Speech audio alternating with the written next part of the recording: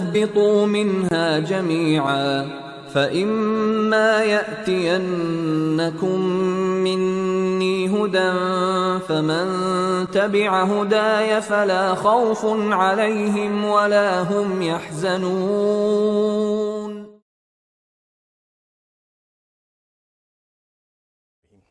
ناظرین السلام علیکم، میں ہوں شوکت آبدی. پیش خدمت ہے پروگرام دین کی ضرورت کیوں. ناظرین، یہ ایک سیریز ہم شروع کر رہے ہیں اور اس سیریز کو شروع کرنے کا مقصد یہ ہے کہ دین کے بارے میں پھیلی ہوئی غلط فہمیاں اور دین کے بارے میں جو مختلف طریقے کے کنفیوژنس ہیں ان کو کیسے دور کیا جا سکے.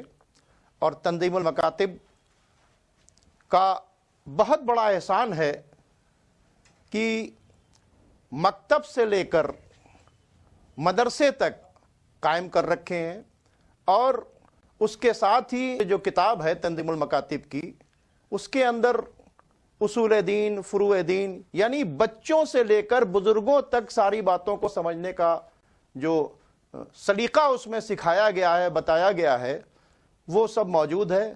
لیکن ناظرین، کیونکہ حالات یہ ہیں کہ جس دور سے ہم گزر رہے ہیں اس میں لوگوں کو اتنی اچھی اردو نہیں آتی ہے، اور اگر ان کے سامنے ہم یہ کہتے ہیں کہ ارباب فہم و ذکاء قریب تعطیل کلاں ہو رہی ہے تو یہ ان کے سر کے اوپر سے جاتی ہے. اس لیے ہم اس پروگرام کو اس طرح سے لے جائیں گے کہ وہ کامن مین جس کو بالکل اردو نہیں آتی ہے وہ بھی ہمارے اس پروگرام کو دیکھ کر دین کو سمجھ سکے. یہی وہ بنیادی وجہ ہے کہ ہم نے اس کا عنوان رکھا دین کی ضرورت کیوں. اور ہمارے ساتھ موجود ہیں حجت الاسلام والمسلمین تنظیم المکاتب کے سیکرٹری عالی جناب مولانا سید صفی حیدر صاحب قبلہ. میں آپ کا استقبال کرتا ہوں، اور استقبال کرنے کے ساتھ میں آپ سے ایک گزارش کروں گا چھوٹی سی کہ سب سے پہلے تنظیم المکاتب کا مختصر سا تعارف کرا دیں تاکہ ہم اپنے پروگرام کو پھر آگے لے چلیں.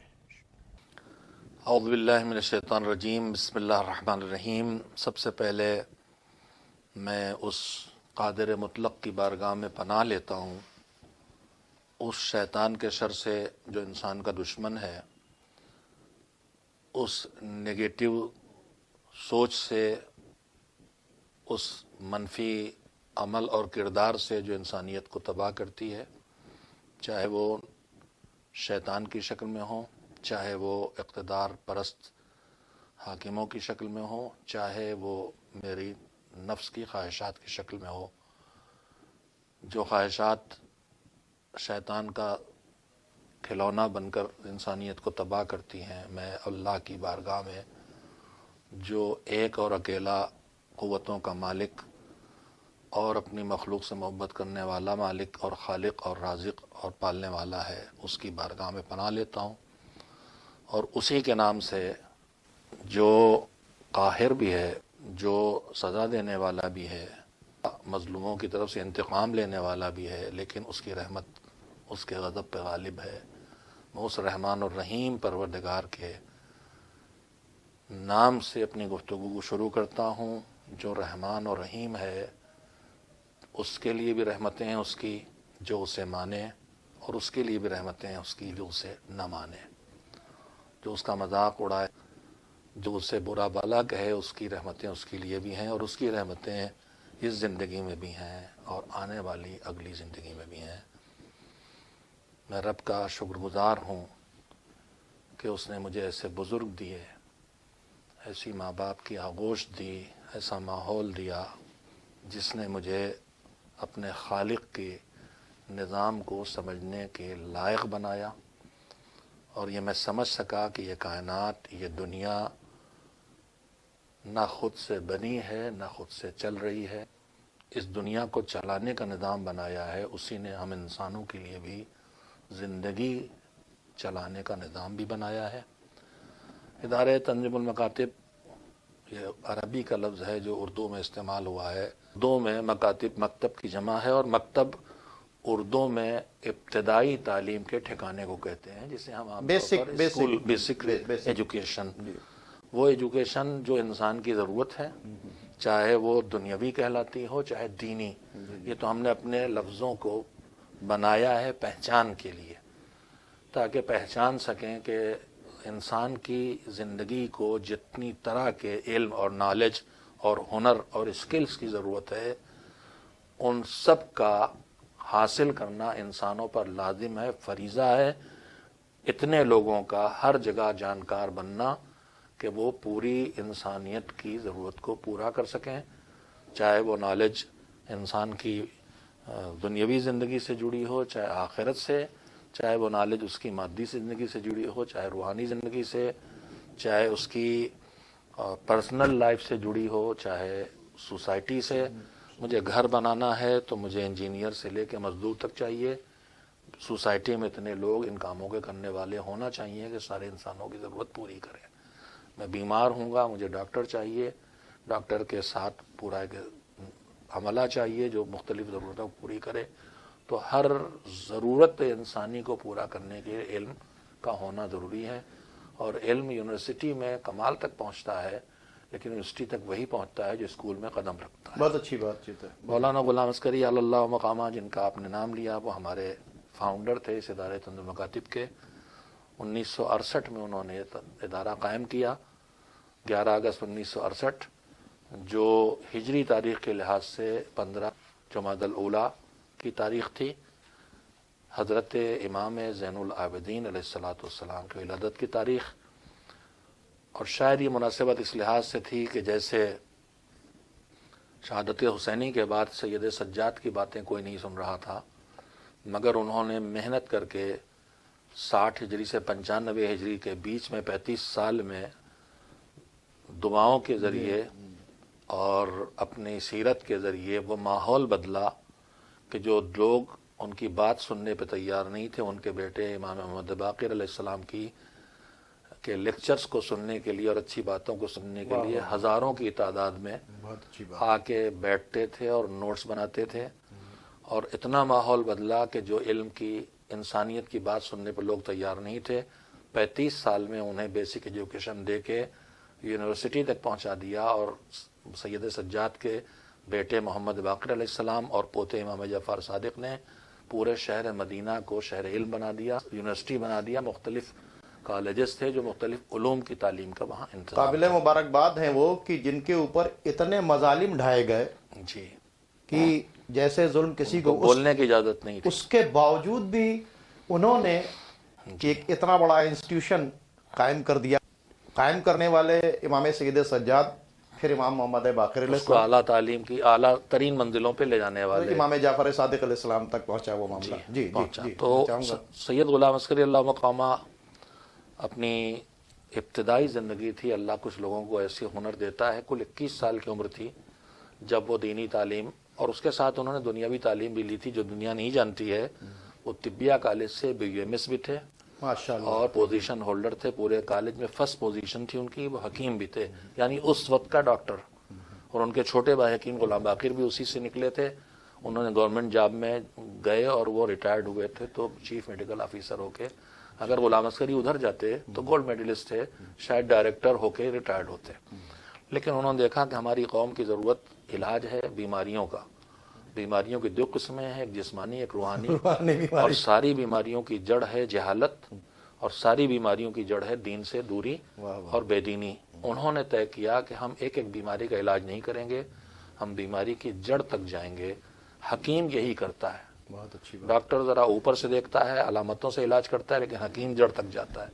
انہوں نے جڑ ڈھونڈی کہ قوم کی انسانیت کی بیماریاں جتنی بھی ہیں ان سب کی، چاہے غربت ہو، چاہے بیماریاں ہوں، چاہے جنگ و جدل ہو، چاہے بھوکمری ہو، قتل و غارت ہو، سب کی جڑ میں 2 چیزیں ہیں، علم نہ ہونا، دین نہ ہونا۔ اور انہوں نے طے کیا، اور حقیقت ہے کہ صرف علم کافی نہیں ہے، علم اگر دین کے بغیر، علم اگر ایمان کے بغیر، علم اگر کنٹرول کے بغیر، علم اگر کسی نگراں کے بغیر ہاتھوں میں دیا جائے، آغا قراتی کے الفاظ میں کہ علم ایک چاقو ہے، اس سے پھل بھی کاٹا جا سکتا ہے، گلا بھی۔ گلا کاٹنے سے کون چیز روکے گی؟ وہ علم نہیں روکتا۔ اگر علم اکیلا کافی ہوتا تو آج ایٹم بم نہ بنتے. بہت اچھی بات ہے. بہت اچھی. جہالت بہت بری چیز ہے، لیکن جہالت کا نقصان انسان کو کم پہنچتا ہے، لیکن بے قابو علم بہت بڑا نقصان پہنچاتا ہے. ایک جاہل چاقو سے ایک آدمی کو مارتا ہے، گن سے 5 آدمیوں کو مارتا ہے، لیکن ایک پڑھا لکھا انسان جس پر کوئی کنٹرول، کوئی بریک اس کے پاس نہیں ہے، نہ ایمان کا، نہ خدا کا، نہ آخرت کا، اس کے علاوہ کوئی بریک کام کرتا ہو تو مجھے دنیا بتائے. تو پھر وہ علم جب آتا ہے تو ایٹم بم بناتا ہے جو پوری انسانیت کو، ابھی جو کرولا وائرس، یہ کون سا وائرس ہے وہ؟ جی کرونا وائرس، کرونا، یہ انسان کا بنایا ہوا ہے اور انسانیت کو تباہ کر رہا ہے. تو علم بغیر دین کے تباہی لاتا ہے. غلام اصغر 1952 میں 21 سال کی عمر میں وہ مدرسۃ الواعظین سے نکلے. ان کی ڈیوٹی تھی گاؤں گاؤں جاؤ اور اچھائی کا پیغام پہنچاؤ. گاؤں میں جب انہوں نے سفر کیا تو انہوں نے دیکھا کہ بہت پریشانیاں ہیں، غربت بھی ہے، جہالت بھی ہے، بیماری بھی ہے. انہوں نے کہا ہم ہر چیز کا علاج نہیں کر سکتے تو جو جڑ ہے اس کو ڈھونڈیں. انہوں نے طے کیا کہ ہمیں تعلیم پہنچانا ہے. انہوں نے تعلیم کا آغاز، پہلے ان میں بھی تعلیم تھی ایک ڈاکٹر بنانا، ایک دین کی راہ پہ لانا. انہوں نے طے کیا ڈاکٹر بغیر دین کے بنائیں گے کڈنی چرائے گا، بہت اچھی بات. انجینئر بغیر دین کے بنائیں گے بالوں میں لائے گا. لہذا پہلے دین لاؤ، انسانیت لاؤ، ایمانداری لاؤ، تاکہ جو بنے وہ اچھا بنے. دیندار ڈاکٹر، دیندار انجینئر، ہر شعبے کے اندر جو آدمی ہو وہ دیندار ہو اور اس کو اپنی ڈیوٹیز جو ہے اور کسی کو جواب دہ ہونا چاہیے. جواب دہ ہو، کسی کا خوف ہو اس کے سامنے کہ کوئی ہے جو دیکھ رہا اور حساب لے گا. میری نالج کا بھی لے گا، میرے طاقت کا بھی لے گا، میرے پیسے کا بھی لے گا، ہر چیز کا حساب لے گا. انہوں نے پہلے دینی تعلیم سے شروع کیا اور پھر اس کا خرچ بھی کم تھا. پیڑ کے نیچے، مسجد میں، امام باڑے میں، برآمدے میں. اس میں پہلے انہوں نے خود کھول کے پڑھایا. بند جب 2-4 مہینے پڑھا کے کسی کو لگا گئے، 6 مہینے بعد واپس آئے تو بند ملا. تو پھر انہوں نے طے کیا کہ اب اس کو منظم کرنا ہے. اس وقت جتنے ادارے لوں گا، مدارس بھی تھے اور دوسرے ادارے بھی تھے، مضبوط انجمنیں تھیں، ایسوسیشن تھے، مجالس تھیں. انہوں نے سب جگہ رکھا کہ یہ ضروری تعلیم، ابتدائی ضروری تعلیم، چاہے دنیا میں آگے بڑھنا، ہائی اسکول کون پہنچے گا، اسکول تک آئے. یونیورسٹی تب کھولو جب پہلے اسکول سے یونیورسٹی تک لے کے آؤ. حوزہ علمیہ میں، جامعہ امامیہ، مدرسہ ناظمیہ میں، سلطان المدارس میں وہ آئے گا جو نیچے سے چل کے آئے گا. لیکن جب ان کی کہیں نہیں سنی گئی تب مجبوراً انہوں نے ادارہ قائم کیا، تنظیم المکاتب. مکتب کھولو اور انہیں منظم کرو، یعنی بیسک ایجوکیشن کے لیے. 1968 میں انہوں نے مکتب سے شروع کیا، چھوٹے سے بجٹ سے 5 مکتب اور 15,000 سے بھی کم روپیے سال بھر پہ 45,000 تک پہنچے. پھر انہوں نے اپنی حیات میں جب مکاتب کچھ کھول لیے تو انہوں نے مہم چلائی کہ مکتب کو اسکول سے بدلو. جہاں مکتب اور اسکول ایک ساتھ ہو سکتے ہیں، ایک چھت کے نیچے بچے کو دین و دنیا دونوں کی تعلیم دی جائے. لیکن 1985 ان کا انتقال ہو گیا. یہ 2 شعبے انہوں نے بڑے کھولے تھے، دنیاوی تعلیم کے لیے اسکول، دینی تعلیم کے لیے مکتب. اور انہوں نے دیکھا کہ جیسے ہر زندگی کی ضرورت ہر علم ہے، ڈاکٹر، انجینئر، ویسے ہی عالم جو دین کو سمجھتا ہو، جو دین کو کھلونا نہ بننے دے، جو دین کو رسم و رواج کا ذریعہ نہ بننے دے، جو دین کو اس طرح نہ پیش کرے کہ وہ گلے کٹوائے اور آئی ایس کی وجود دلوا دے دین کے نام پر. عالم ہونا چاہیے، دین سمجھتا ہو. اس لیے انہوں نے حوزہ علمیہ قائم کیا جامعہ امامیہ تنظیم المکاتب کے نام سے 1983 میں. انہوں نے بچوں کی تعلیم کے ساتھ بڑوں کی تعلیم کا سلسلہ شروع کیا، خواتین کا سلسلہ شروع کیا. تربیتی کیمپ کے نام سے انہوں نے پہلے مدرسے کا کانسیپٹ دیا لڑکیوں کے لیے، دینی تعلیم، اعلیٰ دینی تعلیم کا. اس کے بعد وہ دنیا سے رخصت ہو گئے. پھر ان کی اسی سوچ کو آگے بڑھایا گیا ہے جو آج ہم لوگ یہاں تک پہنچے ہیں. ہمارا مقصد اچھی بات پہنچانا، دین پہنچانا، علم پہنچانا. دین پہنچانے کا مقصد یہ ہے وہ عالم، وہ انجینئر، وہ ڈاکٹر پیدا کرنا جو انسان ہو. میں یہی چاہتا ہوں کہ جس طرح سے انہوں نے دین کی بیسک تعلیم دینے کے لیے خود سے ایک شروعات کی، پیڑ کے نیچے بیٹھ کر، امام باڑے کے اندر بیٹھ کر، چھوٹے چھوٹے مکتب کھول کر، اور آج اس منزل پر یہ تنظیم المکاتب پہنچ چکا ہے. ٹھیک ہے، تو ویسے ہی انہوں نے جو سب سے امپورٹنٹ بات تھی کہ بیسک نالج ہونی چاہیے. اور تنظیم المکاتب کی جو کتابیں ہیں میں نے اس میں دیکھا، امامیہ اردو ریڈر، امامیہ دینیات، اور قرآن مجید کو پڑھنا اور درست پڑھنا، ہمارے 3 سبجیکٹ ہیں. لیکن ہم جہاں جتنا بچہ کر سکتا اتنا اس پہ بوجھ ڈالتے ہیں. جو ہمارے دوسرے اسٹیٹس ہیں جہاں اردو نہیں پڑھتے، وہاں ہندی، گجراتی، بنگالی اور انگریزی میں بھی دینیات چھاپ رکھی ہے آپ کے سامنے۔ بہت اچھی بات چیت ہے۔ دیکھیے ناظرین، جو میں بات کر رہا تھا اور تنظیم المکاتب کا میں نے جو تعارف جاننا چاہا کہ تاکہ لوگوں کو پتہ چلے کہ کس طرح سے کام کیا جاتا ہے، اب چونکہ عنوان ہے دین کی ضرورت کیوں، اور دین سب تک پہنچے، اس کے لیے تنظیم المکاتب نے جو کام شروع کیا تھا وہ آج کشمیر سے لے کے کنیا کماری تک پھیلا ہوا ہے، 18 اسٹیٹس میں، 18 اسٹیٹس کے اندر پھیلا ہوا ہے۔ تو اب میں یہ چاہتا ہوں کہ یہ جو پروگرام ہم بنا رہے ہیں وہ چونکہ دین کو سمجھانے کے لیے جو طریقے بتایا گیا ہے، جس میں ایک کا نام اصول دین اور دوسرے کا نام فروع دین، تو پہلی بات تو میں جانوں گا کہ تیسرا حصہ اسی کے ساتھ ضرور آتا ہے، اس کا نام ہے اخلاق۔ ہاں ٹھیک ہے، لیکن ابھی میں چاہوں گا کہ سب سے بنیادی سوال اصول ہے، سے شروع ہوگی۔ کیونکہ جب ہم شروع کر رہے ہیں کہ دین کی ضرورت کیوں، جو ہمارا عنوان ہے، اور دین کی ضرورت اتنی امپورٹنس تھی کہ تنظیم المکاتب ایک چھوٹے سے مکتب سے اتنی بڑی آرگنائزیشن بن چکی ہے کہ 18 اسٹیٹس کے اندر پھیلی ہے۔ اب میں یہ چاہوں گا کہ دین کی ضرورت کیوں ہے اس پر بات چیت کریں، تاکہ پھر وہ ہمارے ناظرین جو دین کو سمجھنا چاہتے ہیں، جیسا آپ نے کہا کہ بھئی اگر انگریزی سمجھنا ہے تو اس کے بیسکس کو جاننا ضروری ہے، ہاں، اور اگر آپ کو کسی بھی سبجیکٹ کو سمجھنا ہے تو اس کے بیسکس کے بغیر کو ہائی جاننا لیول تک ضروری ہے۔ نہیں جا سکتے۔ تو ہم اس پروگرام کو شروع کریں گے، اور تاکہ ہمارے پروگرام کو دیکھنے کے بعد وہ لوگ جو مدرسے کے اندر نہیں جا سکتے، جو بہت دور بیٹھے ہوئے ہیں، وہ اپنے بچوں کو کیسے دین سمجھائیں۔ جو باتیں آپ نے کتابوں میں سمجھائی ہیں، میں چاہتا ہوں کہ وہ کتابوں کے باہر آ کر اس پروگرام کے ذریعے، اس سیریز کے ذریعے سب تک اور اس میں ہم آگے بڑھیں گے اور آپ سے بات کریں گے انہی بیسک سے، ہم اصول دین سے ہی چلیں گے، لیکن سب سے پہلے ہم یہ چاہتے ہیں کہ دین کی ضرورت کیوں، اس پر تھوڑی سی روشنی آپ ڈالنے کی زحمت گوارا کریں۔ ابھی میں نے آپ کے سامنے بات عرض کی تھی کہ قوم پورے ملک میں ہمارے جن پرابلم سے ہم دو چار تھے اور آج بھی ہیں، گھٹ گئی پرابلم لیکن ختم نہیں ہوئی ہیں۔ کل بھوک مری اور بھوک بہت تھی، آج الحمدللہ ہمارے ملک نے ترقی کی ہے، اور مجھے بھوکے لوگ جو بھوک سے مر جائیں، کبھی کبھی بعض علاقوں سے خبریں آتی جب وہاں بارش نہیں ہوتی، لیکن عام طور پر میں اپنے گاؤں کو دیکھتا ہوں۔ میں بارہ بنکی ضلع کے ایک گاؤں سے تعلق رکھتا ہوں، چھوٹا سا گاؤں، وہاں سے غربت گھٹی ہے۔ پورے ملک میں دیکھتا ہوں غربت گھٹی ہے، بھوک گھٹی ہے، جہالت بھی گھٹی ہے، بیماریاں بھی گھٹی ہیں، لیکن مٹا کچھ نہیں ہے، ابھی بہت کام باقی ہے۔ اس کے پیچھے حل وہی ہے کہ انسان علم کے ذریعے اپنے مسائل کو حل کرے۔ لیکن میں نے اس وقت بھی بات کہی تھی کہ اکیلا علم جو بغیر کنٹرول کے ہے، وہ انسان کے لیے کبھی بہت بڑی مصیبت بن جاتا ہے۔ میں خود مولانا غلام عسکری اللہ مقامہ کی زبان میں عرض کرنا چاہتا ہوں کہ دین کی ضرورت کیوں۔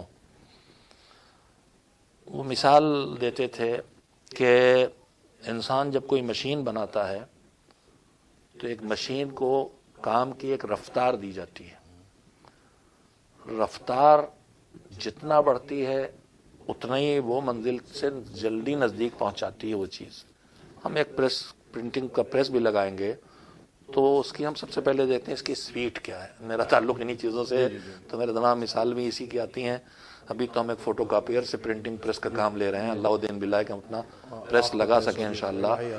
اور ہم چاہتے ہیں، میں یہ ضمنی طور پر عرض کروں کہ ہر انسان کے پاس ان سبجیکٹس پر جو ہر انسان کے نالج میں آنا چاہیے، انسان کے ساتھ زندگی کیسے بسر کرے، فیملی کیسے چلائے، اپنی روزی کے اندر کیسے گزر بسر کر لے، دلوں کے اندر سے نفرتیں کیسے، ایک اچھا انسان کیسے بنے، اس سے جڑی ساری چیزیں، ان کی ایک چھوٹی سی لائبریری ہر زبان میں ہر انسان کے لیے ہم ارینج کر سکیں تو اس کے لیے چاہیے۔ بہرحال تو ترقی جب ہوتی ہے، کل آدمی پیدل چلتا تھا، پیدل کے بعد گھوڑے پہ آیا، اسپیڈ بڑھ گئی، گھوڑے کے بعد گاڑی پہ آیا، موٹر پہ آیا، اسپیڈ بڑھ گئی، موٹر کے بعد ٹرین پہ آیا، اسپیڈ بڑھ گئی، ہوائی جہاز پہ آیا، اسپیڈ بڑھ گئی، میزائل پہ گیا، اسپیڈ بڑھ گئی۔ تو ترقی بڑھنے سے رفتار بڑھتی ہے، لیکن جتنی رفتار بڑھتی ہے ترقی بڑھنے سے اتنا ہی ایکسیڈنٹ کے چانسز بڑھتے ہیں، زیادہ لاس ہوتا ہے۔ یہ ان کی بات ہے جو میں عرض کر رہا ہوں، اور بہترین طریقے سے انہوں نے، اور مجھے یاد ہے وہ کشمیر میں جب پیغام دینے گئے تھے وہاں کی انہوں نے یہ تقریر کی تھی جو پرنٹ بھی ہوئی ہے اور ہم نے اس کو ان کی جتنی میراث ملی ہم نے آڈیو ویڈیو سب یوٹیوب پہ ڈالے ہیں. میں اس لیے کہنا چاہتا ہوں کہ اگر کوئی واقعی اچھا انسان بننا چاہتا ہے اور انسانیت سیکھنا چاہتا ہے تو غلام عسکری کو یوٹیوب پہ سنیں. ترقی سے رفتار بڑھتی ہے, رفتار سے حادثہ اور ایکسیڈنٹ کا خطرہ بڑھتا ہے. اس حادثے اور ایکسیڈنٹ سے روکنے کا طریقہ ہے کہ ہر مشین بنانے والا جتنا مضبوط بڑا انجن بناتا ہے رفتار کے لیے اتنا ہی مضبوط بریک لگاتا ہے. ترقی کے ساتھ رفتار, رفتار سے حادثہ, حادثہ روکنے کے لیے بریک. ٹھیک ہے. انسان سے بڑی تیز مشین کوئی نہیں ہے, ساری مشین انسان بناتا ہے. سب سے تیز رفتار مشین انسان ہے. اگر انسان بغیر بریک کے ہوگا تو سب سے بڑے ایکسیڈنٹ کرے گا. اس لیے اس مشین کے بنانے والے نے اس تیز رفتار مشین کے ساتھ بریک رکھے ہیں اور اس بریک کا نام دین ہے. بہت اچھی بات چیت. دین ہے رفتار, البتہ دین اس چیز کا نام ہے جو ایکسیلریٹ بھی کرتا ہے اور بریک بھی لگاتا ہے اور گیئر بھی چینج کرتا ہے. بہت اچھی بات. تینوں چیزیں ایک ساتھ کرتا ہے. تو کنٹرول کرنے کے لیے اپنی بے قابو ہوتی ہوئی طاقتوں کو دین کی ضرورت. اس کے مطلب دین کے معنی یہ ہے کہ جو عام فہم لوگوں تک پہنچ جائے کہ دین پارٹ آف لائف نہیں ہے, then way of life. Way of life, زندگی گزارنے کا مسلسل طریقہ جو ہے اور اصول اور حدود کے اندر زندگی گزاری جائے. ٹھیک ہے. کہاں پر تیزی لائیں, کہاں پر کہاں اسپیڈ بڑھائیں, کہاں سلو ہوں, کہاں رکیں, تو دین کہاں ایکسیڈنٹ ہے. مولا کائنات نے اس کے سلسلے میں کہا ہے کہ کسی نے پوچھا کہ دین کیا ہے تو انہوں نے کہا کہ ایک اللہ کی عبادت اور خدمت خلق. جی سمیٹ کے بتایا انہوں نے. اور میں عبادت کے لفظ سے پھر وضاحت کر دوں چاہوں گا کہ عبادت کا لفظ سنتے ہی ہماری سمجھ پوجا پاٹ, نماز, قرآن, روزہ آتا ہے. لیکن اسلام جس لفظ عبادت کو استعمال کرتا ہے یا قرآن نے جس لفظ عبادت دیا ہے, اور قرآن نے کہا وما خلقت الجن والانس الا لیعبدون, ہم نے انسانوں اور جنوں کو اپنی عبادت کے لیے پیدا کیا ہے. تو ایک ناسمجھی والا تصور آتا ہے. اپنی عبادت یعنی ہمارا سجدہ کرے, ہماری پوجا کرے, ہمارے سامنے سر جھکائے, 17 رکعت نماز پڑھ لے یا 51 رکعت نماز پڑھ لے اور حج کر لے, یہ روزہ رکھ لے اور حج کر لے, بس یہ ہم سمجھتے ہیں. لیکن یہ نہیں ہے. جی عبادت کا مطلب ہے اللہ کی کے بنائے نظام حیات, وے آف لائف کی پابندی کرنا, اللہ کو ماننا اور اللہ کی بات ماننا. جی اللہ کو ماننا اور اللہ کی ماننا, اللہ کی ذات کو بھی ماننا اور اللہ کی بات کو بھی ماننا. عبادت چند کاموں کے انجام دینے کا نام نہیں ہے. عبادت پوری زندگی اس کے بنائے سسٹم پر چلنے کا نام ہے. ہم کوئی وے آف لائف پکا ہے کہ چنیں گے, اس کے بغیر ہم زندگی انسان کو اکیلے پیدا جانور کی طرح بنایا بھی نہیں, اور جانور بھی اپنے لیے وے آف لائف طے کرتا ہے. دیکھیے ایک بچہ ہے مولانا صاحب, آپ دیکھیے ایک بچہ پیدا ہوتا ہے, ٹھیک ہے, تو وہ بچہ ایک وقت تک اپنی ماں کے ذریعے غذا لیتا رہتا ہے. جی ٹھیک ہے. لیکن پھر ایک وقت وہ آتا ہے کہ وہ جس سے جڑا ہوتا ہے, جب اس سسٹم کو کاٹ دیا جاتا ہے تو اس کے بعد پھر اس کو ایکشن کرنا پڑتا ہے. یعنی اپنی غذا حاصل کرنے کے لیے, اپنا دودھ حاصل کرنے کے لیے اس کو ماں کی چھاتی تک پہنچانا ہمارا کام ہے, لیکن ایکشن کرنا اس کا کام ہے. تو وہ جو بچہ اس دنیا کے اندر آیا ہے تو اس نے ایکشن کرنا وہاں سے شروع ہو گیا. یہی بچہ جب تھوڑا سا بڑا ہوتا ہے تو دیکھتا ہے کہ سورج, تو کہتا ہے کہ یہ سورج کہاں جا رہا ہے, کدھر ڈوب رہا ہے, اسے کس نے بنایا, پانی کو بہتا ہوا دیکھتا ہے تو یہ کون برسا رہا ہے. تو یہ سارے سوالات اس کے اندر پیدا ہوتے ہیں. پھر جب وہ اور بڑا ہوتا ہے تو اس کی وہ پوزیشن آتی ہے کہ پھر وہ جاننا چاہتا ہے کہ ہمیں کیا کرنا ہے, ہم کیوں اس دنیا کے اندر آئے ہیں. تو اب جب وہ ایسی پوزیشن کے اوپر آتا ہے تو دیکھتا ہے بڑا ہوا, عقل مند ہوا, تو دین کے ہی نام پر وہ دنیا بھر کے کنفیوژنز دیکھتا ہے کہ یہ بھی دین ہے, یہ بھی دین ہے, یہ بھی دین ہے, یہ بھی دین ہے.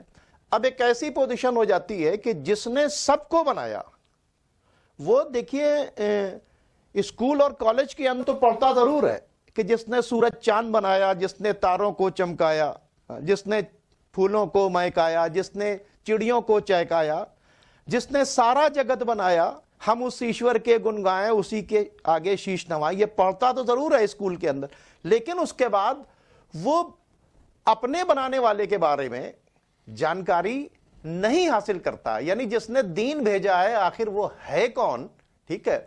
और सबसे बड़ी बात यह है कि उसकी फितरत उसको मजबूर करती है कि ढूंढे। मैं एक बात आपको अभी यहां पे रोक के कहूंगा, और आज उसको ही लेकर जो है दुनिया भर के डिस्प्यूट हैं। कोई खुदा को मानता है, कोई खुदा को नहीं मानता है, कोई कई मानता है, कोई जिस्म मानता है, कोई बेटा मानता है, कोई बेटी मानता है, कोई एनर्जी और एटम से मिली हुई चीजों को खुदा मानता है, कोई एनर्जी को खुदा मानता है। आज खुदा को मानने वाले कोई किसी को नहीं मानता, वो भी तो और कोई बताइए। किसी को नहीं मानता, और एक दूसरे से जो किसी को नहीं मानता वो सबको मानता है। जो किसी को नहीं मानने की बात करता है, कम से कम वो नहीं टकरा रहा, लेकिन जो मानने का दावा कर रहा है वो एक दूसरे की जान खून के प्यासे हैं। तो मैं ये चाहूंगा कि सच्चे दीन की तलाश में आप कौन सी ऐसी गाइडलाइंस को दें कि भाई अब ऐसे कंफ्यूजन के माहौल के अंदर तो सच्चे दीन की तलाश में हमें क्या क्या करना चाहिए, उसके बारे में थोड़ी सी रोशनी डालने की ज़हमत। मैं इस सिलसिले में दो बातें अर्ज करना चाहता हूँ। पहले हमको ये तो बताएं कि भाई हम आपके पास दीन की बात लेके क्यों आए हैं। दीन तो खून बहा रहा है, दीन तो कत्ल गारत मचा है, दीन तो एक दूसरे को टकरा रहा है, दीन तो मोहब्बतें खत्म कर रहा है। आप ये जो इंसान को तबाह किए हुए है, आप वो क्यों लेके आए हैं? तो पहले उसे बताएं कि भाई वो दीन जो ये सब कर रहा है वो दीन नहीं है। दीन इंसान को बनाने आया है, बिगाड़ने नहीं आया। देखिए अभी मैंने अर्ज किया दीन की जरूरत क्यों है, वे ऑफ लाइफ है दीन, ये क्लियर करने की बात है। रसूम का मजमुआ नहीं है। अगर चंद रस्मों चंद कामों का नाम दीन होगा तो हमें जरूरत नहीं है। ठीक, क्यों हम अपनी मुसीबत बढ़ाएं? क्यों हम अपने रात में सुबह नींद तोड़ के सुबह 2 रकत के लिए उठते हैं, और क्यों हम अपनी कमाई में से किसी को हिस्सा दें? हमें नहीं चाहिए दीन।